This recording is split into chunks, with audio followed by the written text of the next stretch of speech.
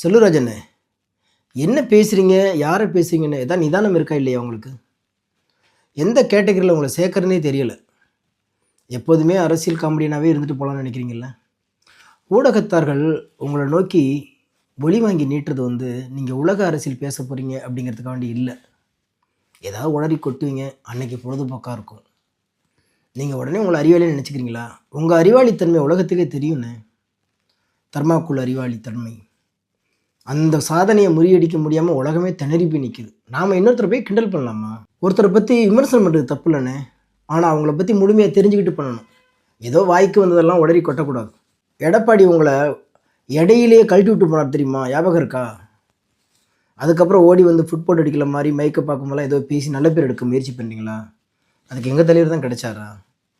உங்களை மாதிரி காமெடி பண்ணுறதுக்கும் அறிவு இல்லாமல் பேசுகிறதுக்கும் இங்கே நிறைய அரசியல்வாதி இருக்காங்க. ஒரு அறிவார்ந்த தலைவரை ஆழ்ந்து உணர்ந்து நீங்கள் விமர்சனம் பண்ணுங்கள், ஏற்றுக்கிறோம். சரியா? அப்புறம் இன்னொன்று சொல்கிறீங்க, படம் எடுக்க காசு கொடுத்தா உடனே அமைதியாக வந்துடுவார்னு. அவர் எடுத்த படம்லாம் அவர் கஷ்டப்பட்டு உழைச்சி வந்த பணத்தில் எடுத்தது. இன்றைக்கி உலகத்தில் மிகச்சிறந்த படங்களோட பட்டியல் போட்டிங்கன்னா எங்கள் தலைவருடைய படம் அதில் இடம்பெறும். இன்றைக்கி சினிமாவை பற்றியோ கலைகளை பற்றியோ ஆய்வு பண்ணணுன்னா எங்கள் தலைவரை தாண்டி தான் போய் ஆகணும். ஆளுமை மிக்க ஒரு தலைவர். இன்றைக்கி நாங்கள் கூட்டணியில் இருக்கோம்னா சுயநலத்துக்காக வேண்டி இல்லைண்ணே. இந்த மாநிலம் அழகான ஒரு மாநிலம். இந்த மக்களுக்கான அரசியலை கொடுக்கணும், ஒற்றுமையை குலைச்சிடக்கூடாது, மாநிலத்தை பலப்படுத்தணுங்கிறதுக்காக வேண்டி நாங்கள் கூட்டணியில் இருக்கிறோம். உங்களை மாதிரி மக்களை ஏமாற்றி சம்பாரித்த சொத்தையெல்லாம் காப்பாற்றணும்னு பாஜகட்ட மண்டிக்கிட்டு கிடக்கலண்ணே. நோட்டுக்கு விலை போகிறவர் இல்லைண்ணே எங்கள் தலைவர். உங்கள் அம்மாவே விலை பேசினாங்க இல்லையா? வாங்க முடிஞ்சிச்சா? விஸ்வரூபம். அப்போ கூட சட்டத்தை நாடி போய் தான் ஜெயிச்சு வந்தார்.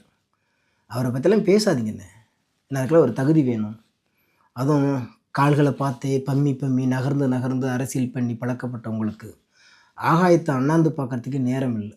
எங்கள் தலைவர் ஆகாயம் மாதிரி. இப்பயும் சொல்கிறேன், உங்கள் கேட்டகரியில் எங்கள் தலைவர் வரமாட்டார். நிறைய அரசியல்வாதிகள் தமிழ்நாட்டில் இருக்காங்க. அவங்க கூட சடுகுடு விளையாடுங்க.